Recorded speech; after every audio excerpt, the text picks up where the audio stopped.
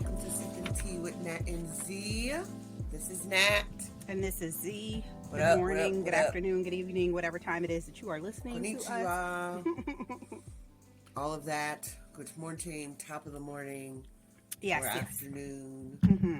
whatever time zone you're in. Yes. How y'all doing? How you doing? How you doing? So one of the things I want us to clear up is that we kept saying, oh, we might do inner child next week, inner child next week, inner child next week, not knowing that we had already done healing your inner child. Forgive us. I mean, it's been a challenging 2023 mentally for a lot of us. So, Yes. and I've had a lot on my plate lately, just juggling a lot. I plan my family's vacations, so I've been doing that, and also going on our spring break journey. Mm-hmm. And then we usually take a girls trip every year. We weren't able to kind of all come together with a date on when we could all go. Right. And so, we are now just doing girlfriend things monthly. And so I've been planning our monthly events, and I will say She's a goat, the y'all. first two events stressed me the first event didn't stress me out, which was brunch. Right. But the last two were just challenging for April and May. Yeah. It just was a lot. But I will say it wasn't the girls that were doing it this time, because usually y'all stress me the fuck out. Y'all know this. It wasn't y'all doing it this time. Out sometimes. I quit. Every year, she's like, I ain't doing this shit again with I y'all. think we've actually even talked about this with like traveling with your tribe or something like that. Yes. Like I quit every year. I'm not Every doing this single year anymore. she I quits, refuse. y'all. I rebuke y'all. I abjure y'all. I'm like, I'm done. And then I find myself right back in the mix. Yes. So, mm-hmm. That was funny. But I will say it's a lot going on. There's shortages in all different types of industries, service industry included. So it has been a challenge to really try to find something. And it's funny, like some of the events that I plan when we do go away, specifically when I spa, if I try to coordinate that, it's been easier with a larger group when we're not in the DMV area. Yeah. For some reason, it was very challenging to find a place that would accommodate all of us. Right. Which And was very strange. That we're not that big a group. No. So I was like, It's what do you under do? 10, y'all. Right. It's under 10 of us. What do you do when you have like people who are getting married and that's what they want to do for wedding parties and bachelorette parties? Like, how do you accommodate them? Because clearly, I'm not speaking the language that you need to hear. Yeah. But we found a place, and we are going, Next and week. we will update you guys on what the experience is like. Woo-woo. But we could get into the tea on the table. Oh, okay. But, we're in the season of not giving tea recommendations. Yes, right? yes. Currently, for the springtime. But we are giving you places to enjoy tea around the DMV. And this one is called the Hillwood Estates Museum and Gardens. So it's DC's dreamy Hillwood Estate, former home of art collector Marjorie, Merriweather, who I guess is like, who's in charge, like, who got the Merriweather Post Pavilion named after her? I'm guessing, because she sounds like a philanthropist-y type of person.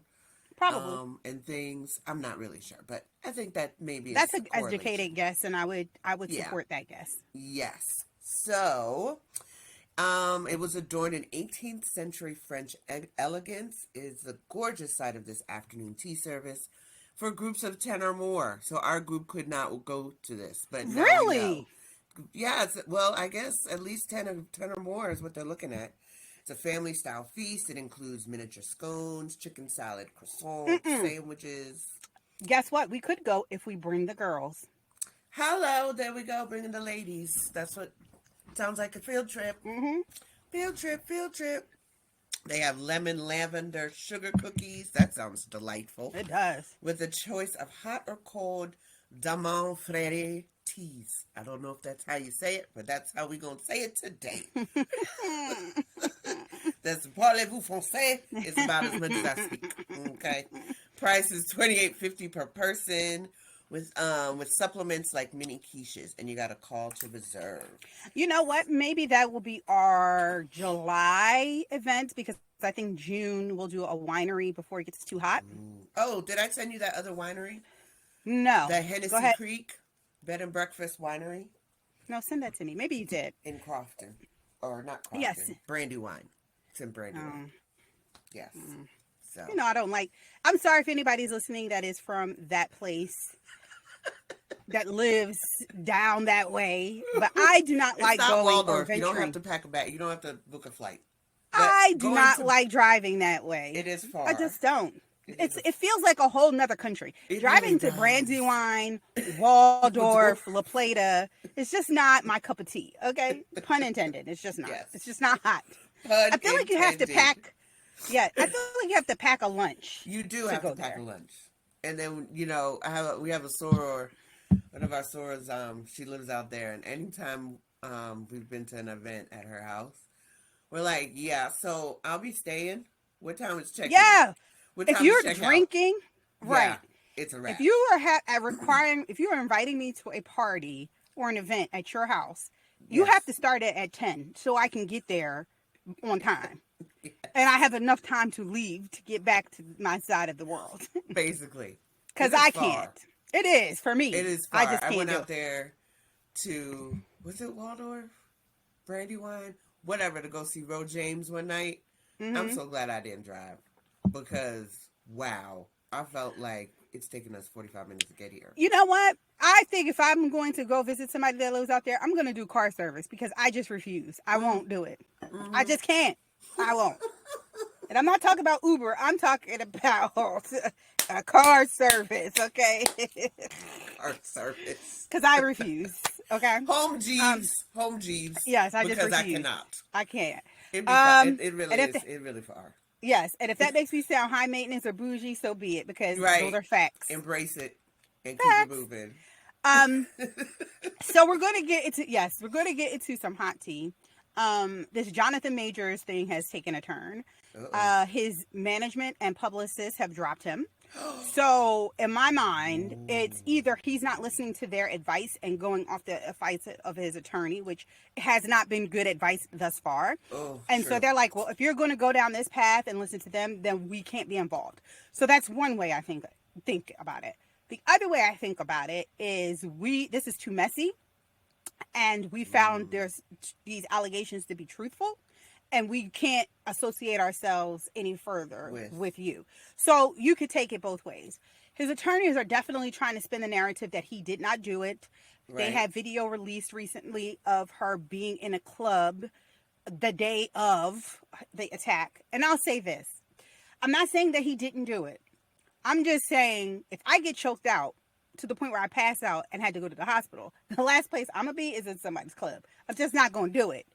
I am not going to do it. Right. Now, some people, that's maybe how they cope. Right? It could be. It could be. I'm just saying, you'd be hard pressed to find me in the club. Now, y'all know I support women. I believe women. I have some of my own opinions about this that I shall keep to myself. But I will say that there is also the other side that, now they're saying that if it goes to court, she's going to say he didn't attack her, she attacked him. The driver of the vehicle that they were in is going to say that the attacker wasn't him, it was her. And abuse victims tend to cover up for their abuser. Yes. Especially when they're not in the realm of wanting to leave yet, or Correct. Having that person out of their life yet. And on the other side of it, there are people who say that they have been abused by his hands, and that they have now come forward to give their testimony and their account. So we'll see how all this plays out. It's definitely not a good look for Jonathan Majors, and I hope he gets whatever justice he deserves. Yeah. And I'll leave it at that. If he deserves to go to jail, then that's the justice he deserves. If he deserves to be exonerated, that's what he deserves. But I just wish whatever justice he deserves to be served. Right. That's how I feel. The Dalai Lama So I will, from this point forward, not call myself the Hood Dalai Lama because I don't want to be associated with what the hell is going on in these streets with the Dalai Lama. He asked some little boy to suck his tongue. Mm. Mm. In what universe is that okay? None, y'all. None. I'm here to tell you. None. And that little boy looked very scared and Yeah. confused and like, what? That I was don't even know why you would say creepy. that. There's no scenario that you can tell me None. that translation or that statement could be translated in any other way than Right. what it sounded like. Teasing, because I think that's what he said. He was just teasing a little boy. Why would you tease Huh? someone to say suck your tongue? Like, there's just things that just don't, you know, it Oh. just doesn't, it just doesn't make sense to me. There should be Like, no sucking. suck your tongue? No. No. Stick out your tongue? Okay. Okay. But that ain't what that man said. That man said, suck my tongue. There's only certain situations that should be involved with that, i.e., that unconventional relationship conversation we had a couple weeks ago. Not even that. Consenting adults. Two consenting adults. Yes, that's what I mean. Consent. That's the only framework that phraseology should come into play between consenting adults. Like, and if that's what you do, that's your business.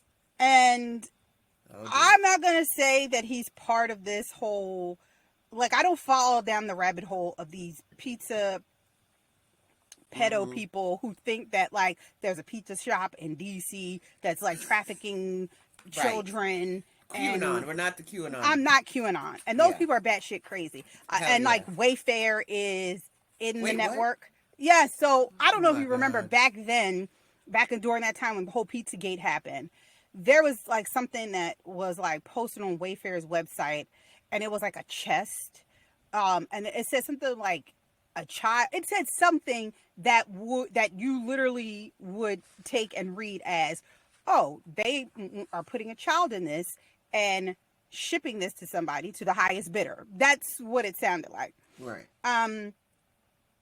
And so I was like, okay, it could have been a mistake. It could not have been a mistake. I don't know.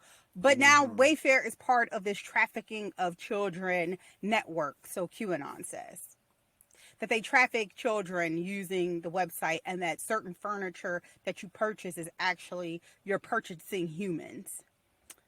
Yeah. Oh. And it was file cabinets, and they give file cabinets names. Wow. That's part of the dark web. Yeah, it ain't too dark because I saw it. Wow, really? Mm-hmm. How did that even? Wow. Now, I'm not saying that it's not possible. Right. I mean, because if you like look at that movie Taken. Yeah. And there's like that whole subculture. Yeah, the stranger things have happened. Stranger things have happened. What's his face? The dude. But I just say, excuse me. Yeah, the cabinet. It was called the Ashley, and it cost $78,000. So they were saying that it was actually a person, and they were selling the person whose name was Ashley for $78,000. Wow. And Wayfair was like, it was a mistake, and the cabinet wasn't that much. It was just a whole bunch of stuff, and it was just crazy. And it was during that time where they would like lock her up with Hillary. And remember, they raided that pizza shop in I think it was like Georgetown or U Street or Adams Morgan or something.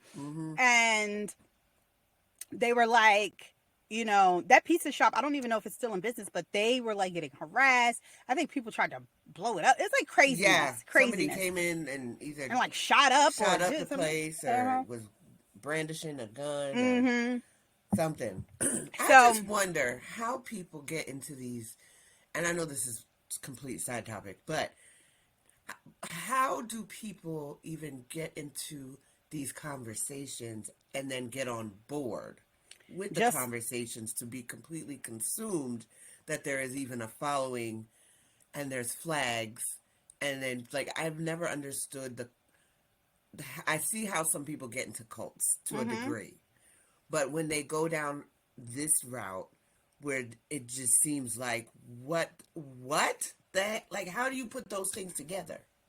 And that there's more of you together to get together to well, talk you have about to it. look at it, right? There is, I mean, how do people get in abusive relationships, right? How do people get True. into cults? It's there's something within There's us a that hook. if there's always a hook. There's always a hook. How do people And get hooked into prostitution? Not willingly. Like a lot of girls get trafficked yeah. based on some of the same premises that we're talking about now. Mm-hmm. Like somebody's going to sell you a dream. Yeah. Or somebody's speaking the language that you want to speak. You may have been, you know, the government may have done something to you that just Yeah. like made you completely shut down, and You then latch now on. you just are like the government shit, and then it just takes a spiral. Or they Yeah. speak your language.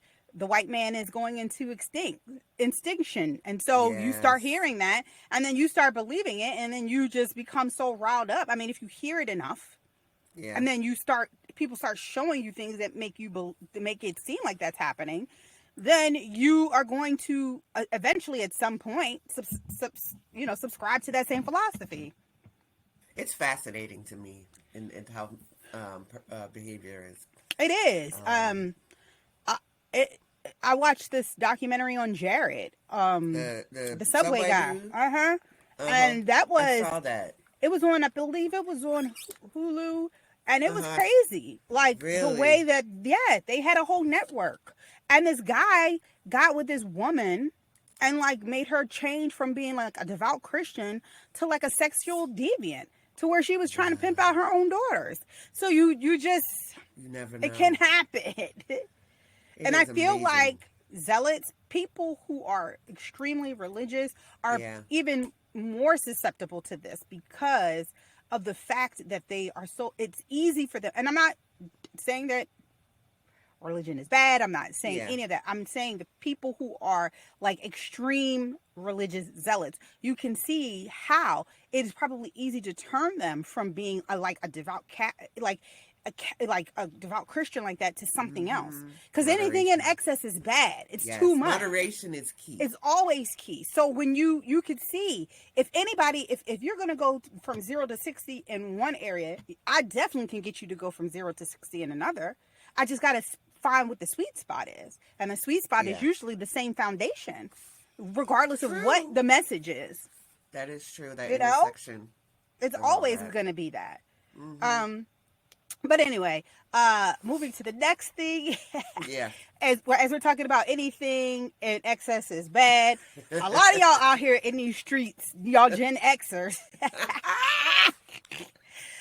A lot of y'all born in the early 70s and beyond. Yes. 70s. Some of y'all born in the early 80s are a little shook because they got a Freaknik documentary coming out.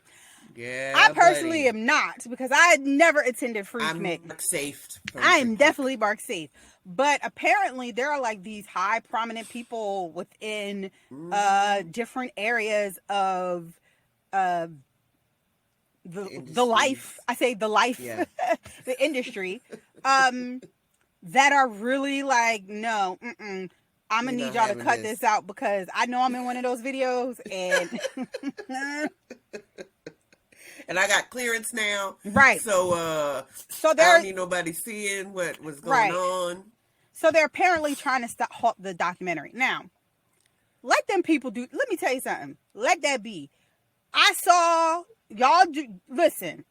I want to watch the Freaknik documentary just as much as I wanted to watch the Woodstock, the resurgence of the Woodstock documentary that I watched that happened in the 90s. I want to see it. I want to see it. Yeah. It happened. Don't deny me. It's part of life. Don't deny me entertainment. Don't deny me. Now, I'm pretty sure they're going to blur out a lot of faces because a lot of people Yes. don't give their likeness or whatever. Right. But, and I feel like the difference between the Woodstock documentary and this is that when the Freaknik wasn't like some like ticketed event that you went to, right? No. So for the Woodstock, like the resurgence was like Woodstock 90, whatever. I Uh-huh. feel like the reason why a lot of those people didn't get their faces blurred out is because probably on the ticket, when they purchased the ticket, this is why you need to read the fine print. It said that we are able, but the purchase of the ticket, we can use your likeness, this, and that for anything we choose to moving forward. Henceforth. And so, because a lot of that footage they got from the MTV, who else? Probably the promoters of that festival. So, Sure. I would say and probably. I mean, people had cameras then too. Right. So, Right. saying. I mean, just saying. I would say they probably have a better chance of getting their faces blurred out in this documentary because you did not legally, you did not give permission for people to use your likeness and blah blah blah blah blah. But the thing is, we're living in a different era now, and so I may not see it, but somebody's going to see it because people have videos that they've been posting. Oh, they're going into the dungeon. Man, they pulled out their little VHS and stuff and playing it on their VCR and then recording it with their cell phone and Hello, it, good morning. which is a lot. Like, why would that is a lot though? Like, I don't know if I was back. It's like, think about it. When we went to spring break, we didn't have cell phones. No, and I'm thankful for that.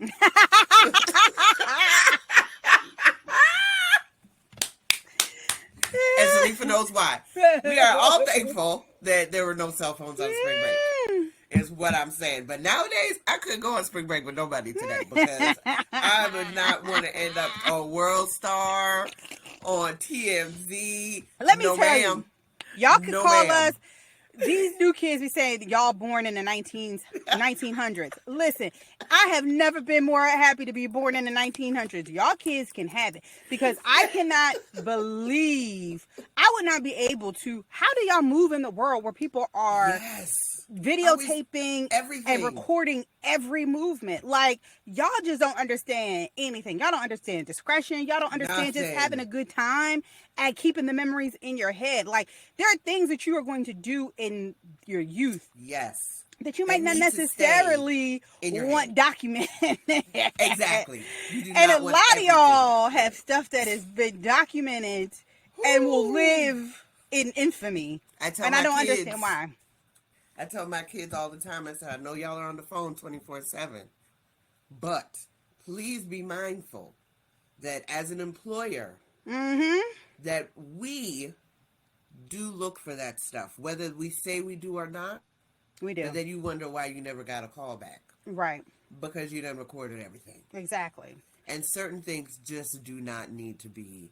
You just need to live in the moment. You don't have to record every living moment. Like, use your brain to record that moment. Because then guess what you'll become once you get older, when you keep getting denied stuff. The topic of our episode, Bitter Betty. And with that, we're going to go to a break and come back with the topic of the day.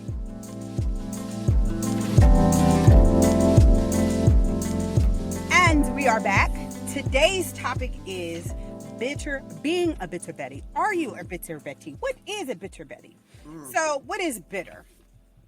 It is feelings, emotions, and how you tend to act towards others. And most often, it's when you say mean things to people that hurt people. Like you intentionally are saying these things. You feel like a hatred towards something or someone. If you feel sorry for yourself for something that didn't happen or did happen, you can, it could be wrapped up in you picking fights to be antagonistic or vindictive or spiteful. It typically involves a ton of resentment about the feeling that life isn't fair. And we all know we've probably encountered bitter people in our lives. Bitterness can taint everything. I mean, think about when you drink something and it's bitter. Like, bitterness is just, fortunately, it usually fades with time and perspective and work and healing, right? And self-reflection. But if it's too strong or lingers for too long, it can keep you from moving forward and healing. And we see that with a lot of people. Oh, I for know sure. people who are just stuck in their bitterness and unable to move forward because they feel like life has just done them Mm, so wrong. mm. Um, and it makes it hard for you, if you continue to live in this bitterness, to have a fulfilling, healthy relationship, healthy friendships, and healthy experiences. So So, true. how do we become bitter? Whew. Well, definitely starting out with, and I think this is probably the origin of some of a lot of why people are bitter. Before you meet them or know anything about them, they're not forgiving of others. You know, a lot of people equate forgiveness with forgetting something that happened Mm-mm. altogether or saying, oh, it's okay, it happened. That's not what forgiveness is about. And we've talked about that in one of our previous episodes. Mm-hmm. You know, and people claim that they've forgiven someone, but we really know that they have not, and it is Mm-hmm. evidenced by their behavior or what they say or what they don't say. And real forgiveness means allowing yourself to be free from that resentment. And you know, and forgiveness is for you, not the Mm-hmm. other person. It's so that you can Absolutely. release whatever feelings that you may have about the situation and move on from it and go about your business and go about your life with walking around having a cloud over your head, you know, just being bitter. And who's that was that, like Grumpy, the little dwarf? He wasn't really like bitter, but he was just people who walk around and have like a little cloud over their head all the time. That's like a Mm-hmm. visual for someone who's bitter. You know, you know how I feel about. I do believe that forgiveness, and forgetting are definitely always equated and always Yes. added together, because we always say that forgive and forget. And I don't believe in forgiving and forgetting. Uh I huh. believe in remembering and recovering. And Mm-hmm. that's not to say that there isn't forgiveness in that, but I just don't believe in the forgive and forget, because you will never forget No. someone doing something harmful to you. I don't care how Yeah. much you think, it becomes a core memory. Unless you in Yes. Inside Out, that Disney Yes, movie. yes. Inside Out, that core memory. As soon as you said that, I was like, oh, from that Yeah. movie. Unless something happens inside and you got these little people in there and your core memories start to disappear like that, Right. you're never going to forget what somebody did to you. So It may you lay need latent for a while, but it it may, doesn't mean but you it's forget. hard. Like, Yeah. that's why we say, I say, remember and recover. You got to recover from it. Remember it so that you know that it will never happen to you again, because you see the signs. But Correct. recover from it and move forward, because Mm-hmm. I don't care. Everybody knows when they got bullied when they were in elementary school. Who doesn't Yeah. remember that? People remember that for the rest of their entire lives. Right. You remember your first time somebody broke your heart. You Yes. never forget that. Oof. Man. I remember that when I was at Pitt. I thought No, I was you going to remember that. die. Thought I was So going to die, that's what I'm y'all. saying. But I digress. Yeah. And that actually goes into forgiving yourself, but not forgiving yourself. Because just as much as you may or may not feel like you can forgive, you're not forgiving others. Not forgiving yourself is another huge part. Like if you have regret, embarrassment, shame of Shame is a something big and it one. haunts you. Yeah, shame. Huge. And it haunts you for years, negative thoughts. You have a pessimistic outlook. The glass is half full. Um, you know, everything is everybody's coming to get you. You just, you've heard, these people. You've heard these people. You know, and a lot of those things, it has been shown to reduce depression if you forgive yourself, because you're not playing it over and over in your head. But then on the other side of that, of another thing, is the all or nothing type of mentality, where it's rigid and everything has to be a certain way. And if it doesn't work out, negativity seems to magnify itself. And if things appear worse than they really are, focus on what's gone wrong than what's gone right. Folks who talk about this all the time, who will be in, and I was talking to a young lady the other day, and she was in the car with her sister, and she has a more positive outlook. She's learning to talk to herself, self-talk, positive self-talk. But her sister was in the car like, oh my God, now we in traffic. Now we're not going to do this. And now like, everything was like, nah, nah, nah. And she's like, now we're going to be late. And look at this traffic. We're going to be sitting here forever. And people can't drive. And da-da-da. And her sister was like, but we can't. But we're going to get there. It's going to be okay. but her outlook was just like Bleak. negative Nancy. Mm-hmm. A negative Nancy. Or you hold people to higher standard than you hold yourself. This is a surefire way to get disappointed and be bitter all the damn time, for sure. We're hardest on others when we see our own traits in them, things we don't want to Oh, wait, admit wait, to wait, ourselves. wait, wait. Go back to that. That is absolutely 100% true. A lot Yes. of us are bitter because we are reflecting who we are onto other people. Yes, projection. And we are seeing ourselves in those people and therefore thinking that we should be holding them to a higher standard, but it's really we wish we were holding ourselves to a higher standard. So Hypocrite. yeah, so there is this bitterness thing that is taking over. And some people That is don't realize absolutely it's true. happening. That's big. A lot of shit happens because you project onto other people. Yes. Your shit on other people. And not even, there's no self-awareness No. that you're projecting. And you feel like, excuse me, like those hypocrites. There's so many hypocritical things going on now in this day and age that the list is too long for me to go into. But that's a huge one. You really need to sit and reflect on that.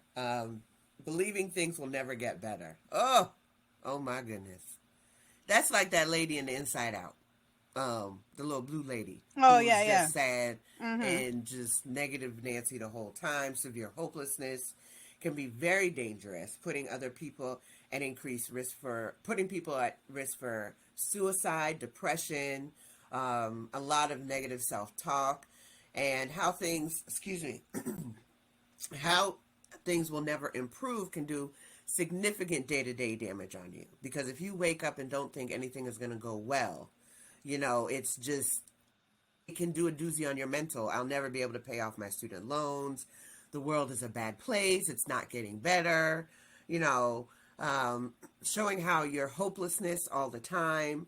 And it's very annoying if you're around someone and you hear this all the time. I mean, but the thing is also, it's just like a lot of this kind of goes into us thinking about, like, with that particular one, believing that things will never get better. Something has happened to that person to make them think that something has never gotten better. And it could be that a lot of times it's like you, again, put higher expectations on other people than you do yourself. You haven't forgiven yourself for something. You haven't forgiven somebody else for something. So now you think things will never get better, but it's also because you haven't put the work in to actually get better. Now, sure, exactly. There are some people like, I'll never be able to pay off my student loans, right? And then what happened? Biden was like, you get forgiveness, and you get forgiveness, and you get forgiveness. I mean, there was probably some people in that mindset that happened to, right? Yeah. There are going to be some people who that mindset that didn't happen to. But guess what? You could just ruminate in that and say, I'm never going to be able to pay my student loans off.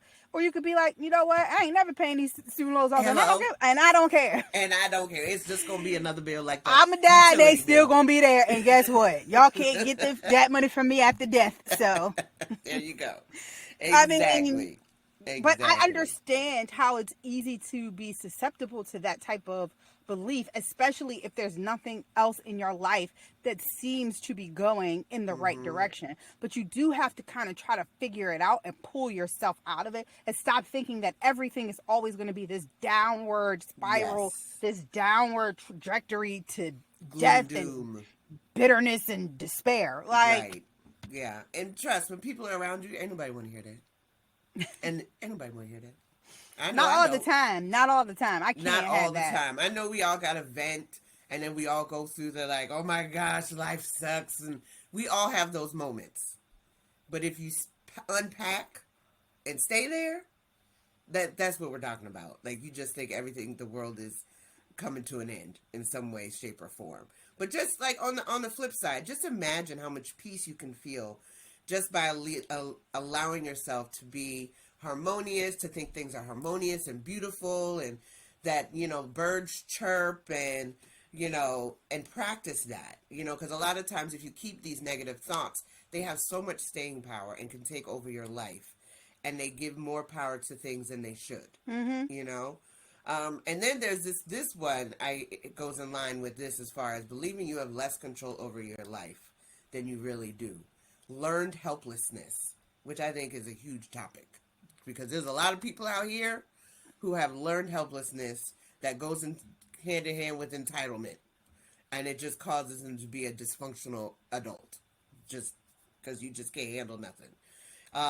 Learned helplessness is a term first identified by Martin Seligman. I don't think Seligman. I'm probably saying his name wrong. My bad, sir. My bad, Martin. Involves a belief that we don't have control over our situations, even when we do, and we convince ourselves we shouldn't even bother try. Just like, whatever. It is what it is. That's life. I can't do anything about it. I'm just going to be here and take it. And then this is a big one, I think, with our generation, believing the myth of arrival. And that refers to the idea that once you've arrived at a certain point in your life, everything will fall into place that you've waited for, and your life will begin. And I think Instagram perpetuates this thought for a lot of people. Whether we all know, we've talked about people on Instagram, that is not real life sometimes, people.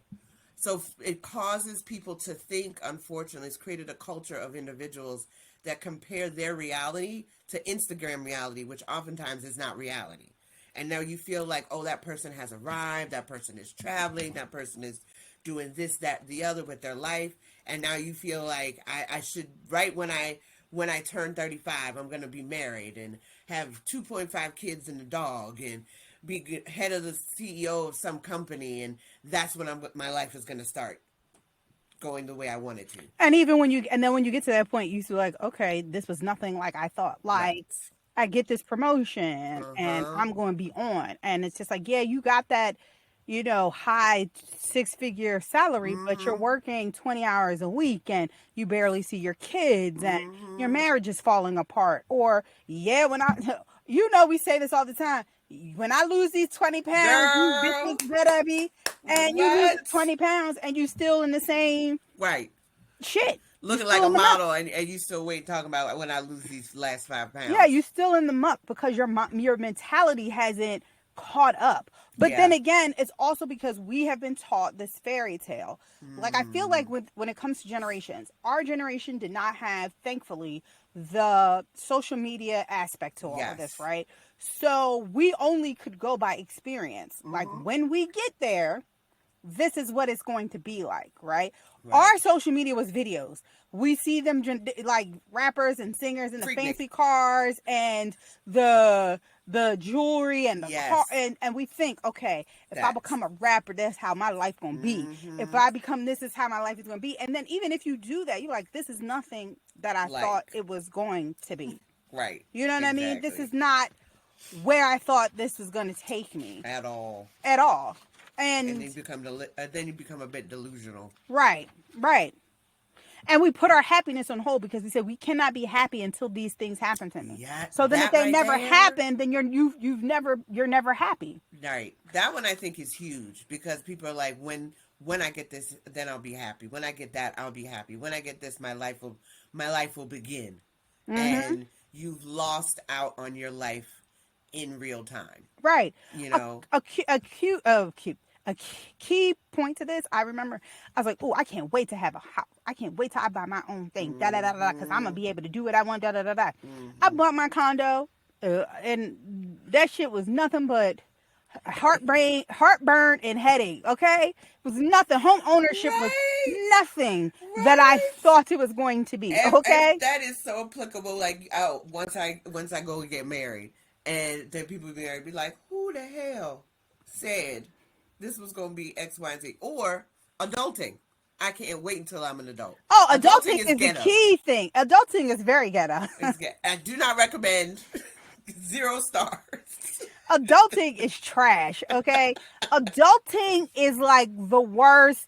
Adulting is a scam, okay? It is.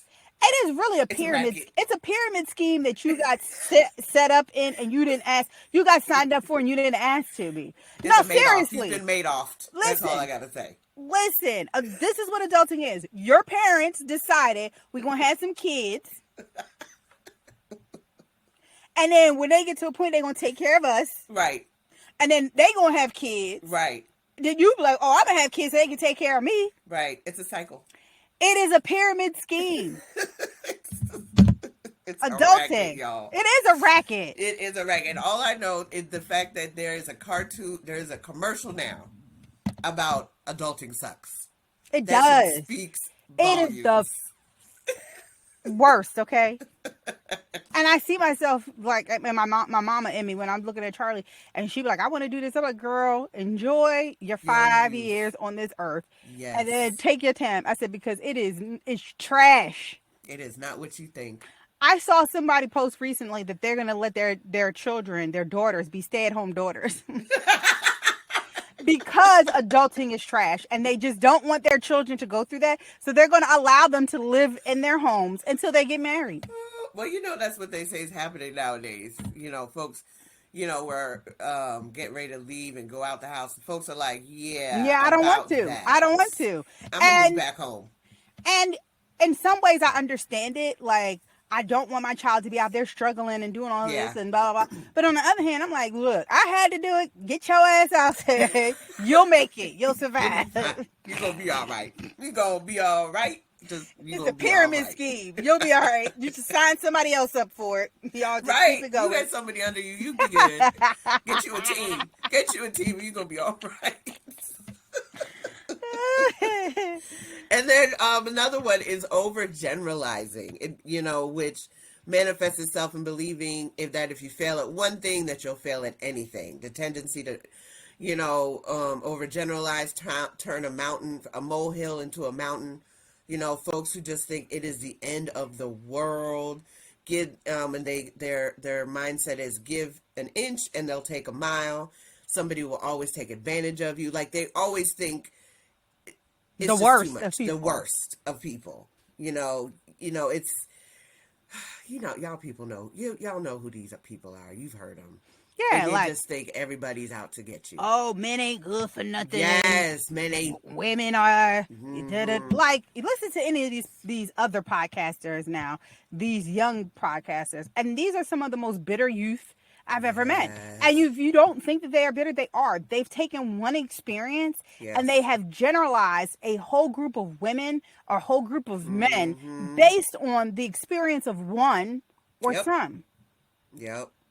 It's ridiculous. It's kind of, come on now, let's have some discernment around here for a little bit. Just a little bit of something. But a lot of times that does not happen. And then this is the big one. Because if you're bitter, chances are you're not practicing gratitude. It's much harder to be bitter about your late arriving dinner. I'm never coming to this restaurant again. There's those people you go out to eat with, and the waiter doesn't come by to get water, give y'all water or something, and they just are ready to write that whole place off. Meanwhile, you take a pause and look, that one person is working the entire room. Let me tell you, I firmly believe that a person will tell you who they are based on how they treat people in the service industry. I am not one to quickly pop off on a waiter, a person working at a front desk. I'm just not that person, because I understand the dynamic that everybody got other shit going on other than what this day is holding, right? Yes. This is their job. And they're coming to work to do a job. And sometimes the service that you're getting is not something that they can control. And I know a lot of people, it's hard for them to kind of understand that and grasp that concept. Yeah. But sometimes it's not under their control. Now, there are blatant times where I'm just like, I'm also one that doesn't need to be vocal about certain things. I don't have to tell you I'm never coming to this restaurant again. Right. I don't have to tell you I'm never coming to this hotel again. One, you don't give a shit because you don't own the restaurant and you don't own the hotel. So what you give a shit for? Why am I telling you? You don't care. I don't care. Even if you get the manager to come, the manager don't give a damn. They're trained to be like, okay, because as you leave, that's not their business. Ain't going to suffer. Right. I'm just the type of person, I just decide not to spend my money with you anymore, and then I move on. I move on. Now, if it is deplorable service, if you have just wronged me in any way, shape, or form, from Sunday to Monday to Tuesday to Wednesday, if you have provided me your ass to kiss, oh, then there's going to be a problem. Right. Oh, we're going to have words. It's going to be some repercussions, some tables moving. But if it's not that, because I understand the practice of gratitude, I understand that I have been able and have been given the ability to even come to this place. Yeah. So now that I've practiced that and I understand it and I acknowledge, like, you know, okay, yeah, this dinner might not have turned out the way that I would have wanted to, but I was with my friends. Right. This hotel stay wasn't up to my standard, but look at all the memories I made, the laughs that I had. Me and my friends could actually laugh about the bullshit that happened on this trip, even with this bad experience. Exactly. That's how I look at stuff. I have to look at stuff like that because, again, I've been in a position of being bitter. I've been bitter about work stuff, and it took me a lot to come out of it. A lot of times it's ego. Yeah. Ding, And ding, ding.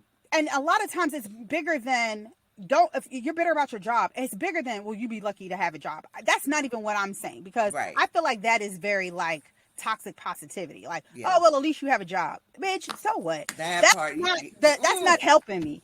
There are other ways to kind of find gratitude in the situation that you're in. And sometimes you're not going to find it in that moment, but you could just say to the universe, I am grateful for whatever lesson this is that it is you are going to teach me that has not revealed itself at this point. Hello. That is a way to flip it on its head and go forward in a positive way.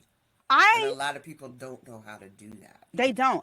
I'm going to be honest. I know people in my life that I feel have a level of bitterness and a level of just unresolved things. And it really shows, but I don't say anything because that's not my path to walk. You got to figure that shit out for yourself. I can't do that for you. That's where self-awareness comes in. I can't do that for you. But sometimes I wonder, though, like, when you see people like that, are they so in it that they really don't realize it? Yeah.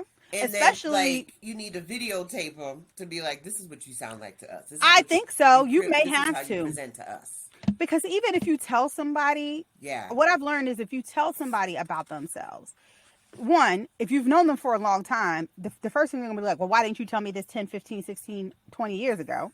Okay, that's the first thing they're going to focus on. Right. You'd be like, well, I tried, but you thought I was being negative. Right. And then the second thing is if they're not in the mindset to receive it, there you go. Then you telling them that is not going to help them. They're not ready to receive it or hear it because they're being so bitter. Yeah, that's part of why we do what we do just with this podcast, just to bring awareness to some of y'all who may listen that this could be you, because it was me at one point. Self-reflection. A lot of these things that we talk about are things that we've experienced ourselves. Yep. But hey, who am I? Not Dr. Phil, not Oprah. But I could tell you what I think is required to help you stop being bitter. Dealing with bitterness is definitely not something that's going to happen overnight, but everything we talk about is not an overnight process. And it's actually, nothing that we talk about is linear, right? It's always ups and downs, ups and downs, ebbs and flows. Nothing is just straight, right? You're definitely going to need some time reflecting on your feelings, convincing yourself to let go, let it go, let it go. And frozen. Directing, yes, because you will stay frozen if you don't. Oh, wow. Is that what that's about? Jeez, Disney. Let me find out. That is Hey, Disney be putting some subliminal messages. Because if you don't, you will stay frozen. Said, look at that. Bitch. Okay, Disney. Come through with the metaphors.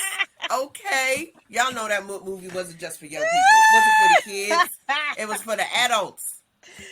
I didn't even, And how did you break being frozen? You had to give yourself and love that person or love the situation to break yourself free from being frozen. Listen, look at God. Okay, so the first thing is... The doors of the church are open. Yes. Amen. So one of the things you could do to stop being bitter is ask yourself, why am I so bitter? Like, duh, what is going on that is causing you to be bitter? It doesn't just appear out of nowhere, right? Yeah. It has had to happen over a course of a period of time. So over a period of time. So what is it that is causing you to be bitter? Why are you bitter? And then once you've figured out why you're bitter, find your motivation to change that. Yeah. Right? This is a process, though. It is. But you got to sit there and say, okay, I've been bitter for 10 years about this promotion that I never got. How are you going to move past that? If you're bitter over something you ain't did, well, there's a lot, because the government, let me not even go there. How has it affected your life? You may not have gotten the promotion or any other opportunities out there because you became so bitter that people didn't want to deal with you. So Right. think about that. How has it affected your life? Well, it has affected me because I haven't moved any further. Right. Because of my attitude. There you go. But people don't realize that. People sometimes will point the finger at somebody else, play the blame game. And when you point your finger, guess how many fingers are pointing back at you? Hello. Take some time to do some reflection, y'all. Forgive yourself first, because we talked about we don't forgive ourselves. So that's why we become bitter. So you need to forgive yourself first, because you make mistakes, right? And your past mistakes don't always define who you are in the future. So you can forgive yourself so that you can forge a better future for yourself. Open up to somebody, right? Maybe somebody in your inner circle can tell you, yeah, you've been bitter for a while, bitch, and this is why. I've been wanting to tell you. Right. I've been wanting to tell you, but you wasn't ready to listen. But you've been better. You've been better. Right. A therapist, we always talk about that. Sometimes talking to other people can help create closure around whatever hurtful events have created the bitterness in your life. Okay. This is something that, I mean, hey, get some physical exercise. I know it's hard. We are lazy. A lot of us are lazy by nature. And exercise is just not one of those things that we like to add into our daily routine. Yeah. But maybe if you start to have these bitter thoughts or these negative thoughts, go for a walk. Yes. Because what we know, nature. Yes, because what we've learned is physical activity of almost any kind can counteract the physiological effects of anger and bitterness. Why? Because it releases endorphins and then you become happier, right? Yes. May not seem like it. I will say I hate working out. I don't like it. I started walking again now that the weather has turned a bit and it's gotten, I can walk outside without like freezing my butt off. Yeah. And I do about 2.5 miles in the morning. And I will say I hate it when I get up and do it. I'm cursing the sun, the moon, the stars. I'm cursing out everybody. And I do it. And when I come back, I'm like, whoo, I'm glad I did that. And I feel much better and my day starts better. Yeah, the endorphins kick in. There's something physiological that happens in your brain. Yeah. That really alters how you perceive and your current outlook. Yes, absolutely. Absolutely. It can really benefit you on so many levels. Absolutely. You know, them endorphins. Yeah. Guard against bitter thoughts. This is something that is actually going to take time because it's a habit that you have to create, right? When things upset you, your mind can easily slip back into the pessimism, the complaining, the blaming others. Think about how many times you just sitting there, and there's memes about this, jokes about this, where you're just sitting here and something that happened 20 years ago that was shameful or embarrassing just pops up into your head. You're like, oh my God, I got to think about this. Like, you have to create mental exercises to guard yourself against having these bitter thoughts. And sometimes it's just trying to put a positive spin on something that happened. I can't believe I got divorced and that man just took me through the mud, and you just are bitter, or a bitter baby mama, right? And you're just a bitter baby mama. And there's some bitter baby there are mama. But some are rightfully so, but you can't stay some, there. They just bitter for their whole entire life. Right. And that's sad. But if you're bitter, regardless of why you became the bitter baby mama, look at the positive spin of it. You got a beautiful child out of that. Hello. And the relationship may not have worked, and that other person may be toxic or just not. The other person may be toxic, not heavily involved, or you're just bitter because they just decided that the relationship was no longer serve them. They're not a bad person. They just didn't want to be with you anymore. And that created a lot of bitterness in you. And you have to let that go. Find the positive spin on that. you out of a relationship, right? You're bitter because that person no longer wants to be with you, decided to be with somebody else, whatever the case may be. You have to look at, and I know it's hard. Again, that's why I say trying to guard against bitter thoughts is a definite mental gymnastics, but it is a habit that you have to kind of be intentional about. Exactly. I think that's where affirmations come into play. But right. Borderline affirmations, you have to guard that against being positive, toxic positivity. There's a balance with that. But I think affirmations help guard your thoughts for certain things. For certain things. They absolutely do. Sure. Value your own life energy. Be accountable for your emotions. That is big, because a lot of us don't want to be accountable for our emotions. Accountability. You have to take responsibility for your feelings. You have to take control over how you respond to negative issues. Focus on the present. No explanation needed for that. Yep. Practice daily mindfulness, which is huge. You have to be fully engaged in the task at hand, which is working through that bitterness, getting that, guarding your mind against those thoughts. Sitting with it to a point, right? And then then moving past it, right? Not dwelling in the pain when you're doing that. That's what practicing daily mindfulness is all about. We talked about not practicing gratitude. You have to learn how to practice gratitude, right? Something every day. A grateful heart is a healing balm for bitterness. Okay? Put it on your calendar. Put it, just like you have appointments for everything. Do that. So at 9:00 on my phone, I have an alarm at 9:00 every night that says, express some gratitude. Practice gratitude. Say something that you're thankful for that happened today. And I do it anyway, but it's a reminder, because sometimes we take life for granted. And that is a way that I was being intentional about being grateful or expressing some sort of gratitude, because something good happens in every day. Yes, ma'am. Every day. Yes, ma'am. You may not feel that, but you woke up, you walked to work, you got in the car, you had a car to get into, to go to a job that you do have. There's something good in every day. So that's my little soapbox for that part. Hello, good morning. Expect less of others. Now, ooh, that's a good one. Now, it's not to say I expect people to do exactly what they're going to do.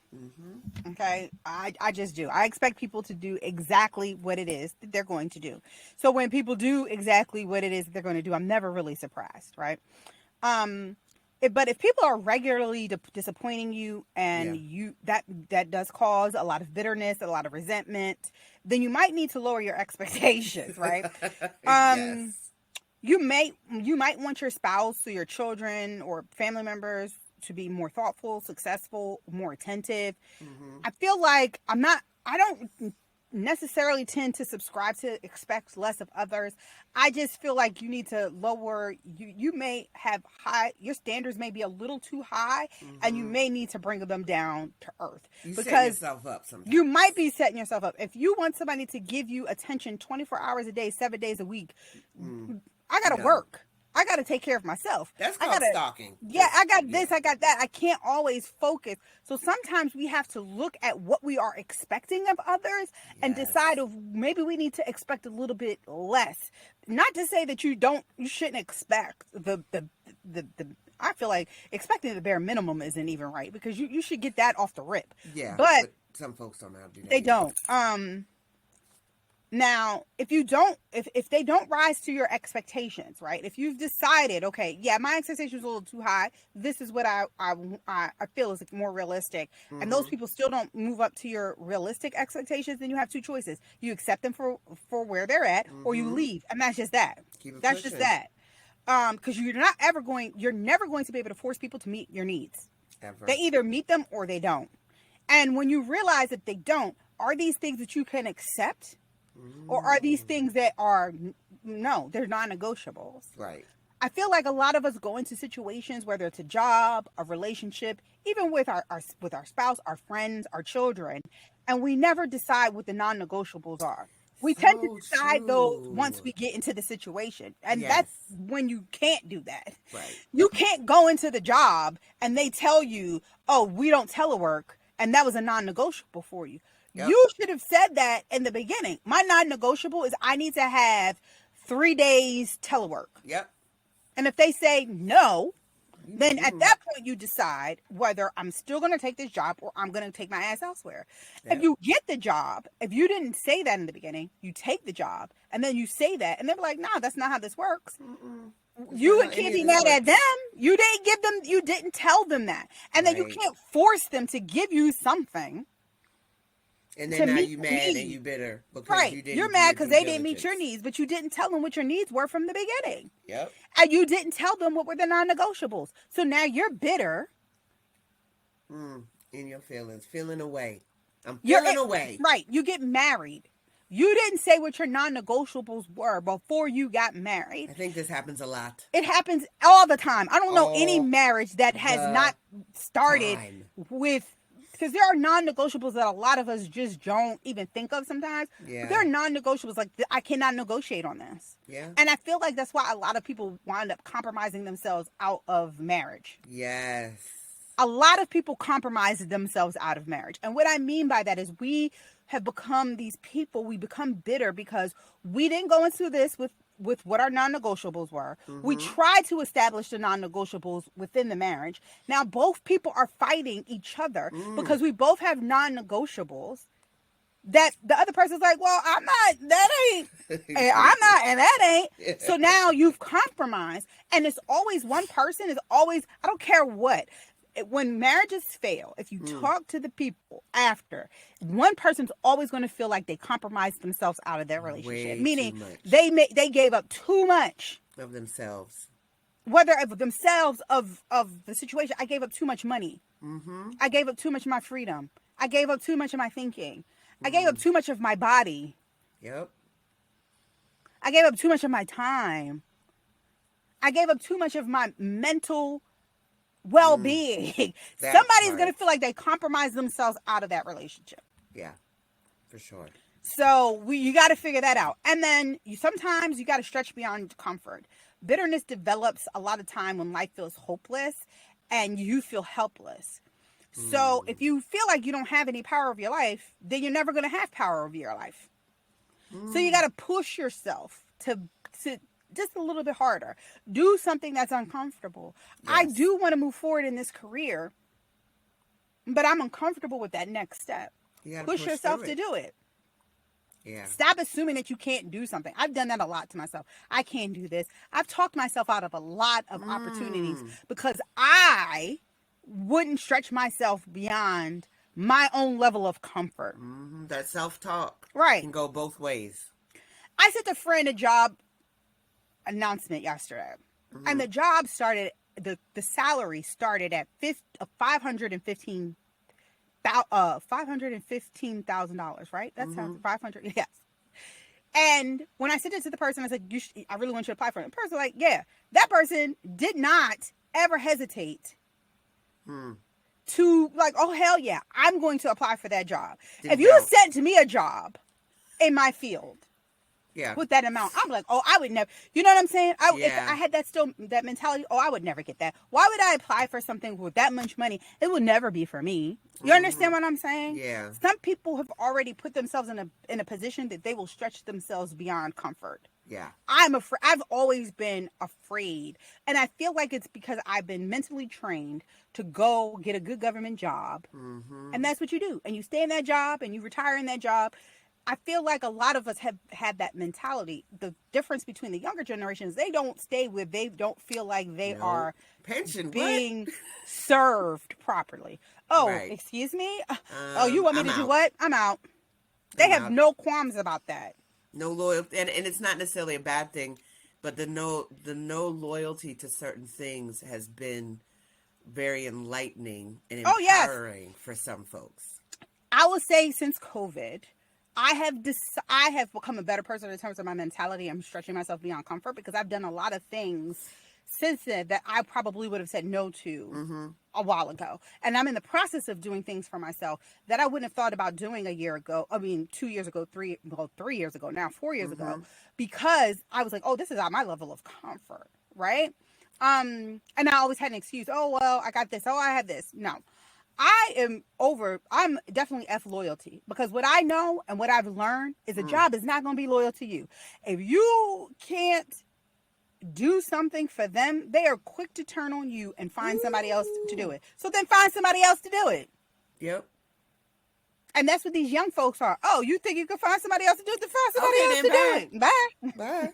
And they will go on about their merry way. That's a good and a bad thing, though. Because it is. Some folks don't have any staying power. They don't. And a they lot don't know how to like we just said, they don't know how to push through. No, they don't. And they still have the expectation that they should get. Yeah. Yeah. Whatever it is, they should have stayed and pushed through for. Right. But you have to. In order to get that bitterness up out of you, or to keep the bitterness from setting in, you got to stretch yourself beyond comfort. Yes. So with this, we've learned that letting go of bitterness takes great effort. Mm-hmm. But the emotional freedom that you will receive once you do that will position you for future success. We've learned that in this podcast. If you didn't learn it, I don't know what you've been listening to. You're over there being bitter. You're over there being bitter, right? You deserve to live outside the confines of bitterness that separate you from the joys that life has to offer. You deserve it. And live in the fact that you deserve it. Mm-hmm. Overcoming bitterness is not easy for anyone, but neither is living with bitterness and a hostile personality. That is what it is.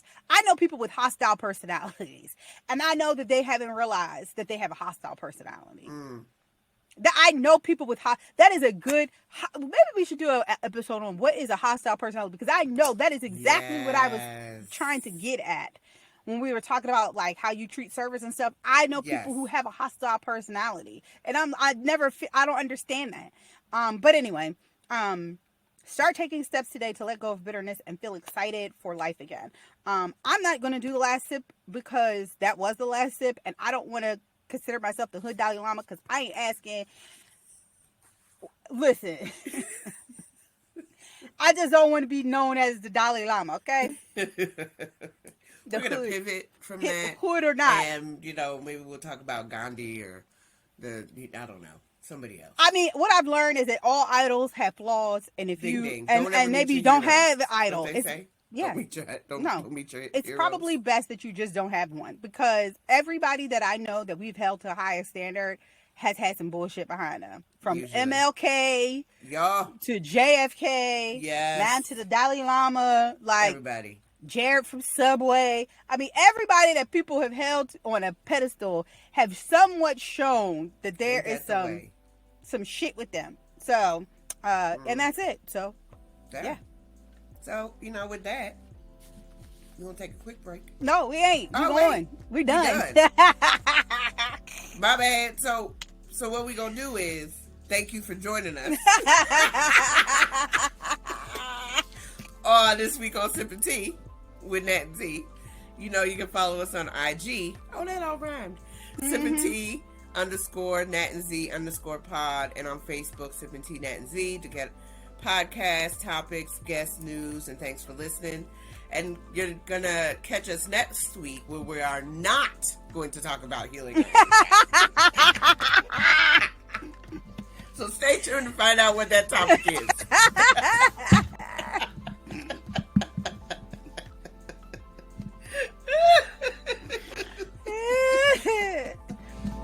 Have a good week, y'all.